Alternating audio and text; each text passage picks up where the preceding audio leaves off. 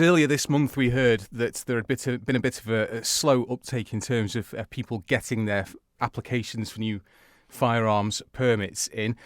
I imagine, Eric, Chris, that the fact that you're here speaking to us now, 10 days later, means that that uptake still it's still not really picking up in terms of submissions. Yeah, that's right.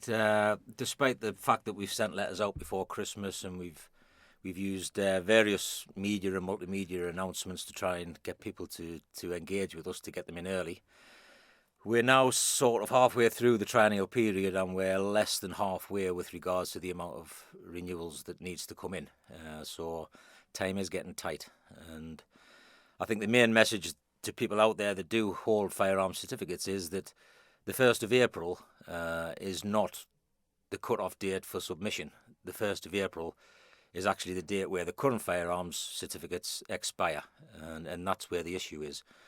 People have the responsibility to get their certificates in good time so we can process them and that we can get the new ones issued so that there's no break in the licenses themselves. Eric, this is the Manx way, isn't it? Doing things on the last minute. We're notorious for it. Very true, Lua. Why do today what you can put off till tomorrow? And that is the problem, unfortunately. We have, as Chris said, tried to advertise the fact that these licences do expire on the 1st of April and they really do need to be renewed. Alternatively, if people are deciding that they want to give up their firearms, they want to relinquish their certificates, then we would encourage them to get in touch with us. They can take their weapons safely to their local police station, ideally headquarters. It saves us having to drive them around the island, and they can fill in a surrender form. We can dispose of the weapons for them, or alternatively, they can hand the weapons over to a registered firearms dealer.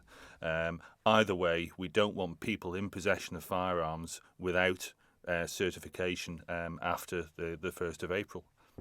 They're in danger of prosecution at that point, aren't they? A discussion will have to be had nearer the time as to the mechanics of those people who have their applications in, who haven't physically got their certificates, and those who get them in just prior to the deadline. Those decisions will have to be made by the senior command team around that time. But yes, if it persists after the 1st of April and people are in possession of firearms, they haven't got a certificate, they are committing offences under the Firearms Act, yes. Chris, what sort of impact does it have on you guys when it comes to all these late submissions in terms of your ability to actually get them processed and get them back out on time? Because I understand they have to be delivered by hand as well, don't they? That's right, yeah.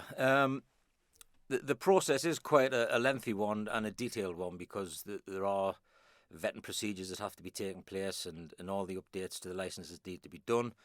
They need to be printed and every single one needs to be hand-delivered to the firearms certificate holder so that examination of their storage facilities can take place at the same time, and we can make sure that the firearms on the licenses match up to the firearms that they actually have in their possession. For us, this is why we did so much work hoping that we could get an early start on the actual process, because it does take time. And you're looking at somewhere in the region of over 850 to 860 licenses in total. And that's 850, 860 that need to be produced, they need to be vetted, and then they need to be hand-delivered as well. And we're speaking at just after 10:30 on Thursday, the 13th of Feb, so there's about 6 weeks to go. How many have you had in so far? We're close on halfway, but as an indicator, just this morning before I came up to speak to you, I picked up my post for this morning and I had 4. So we still have 456 to come in. So we're still up against it. It's still going to be a big job to get them turned around in time.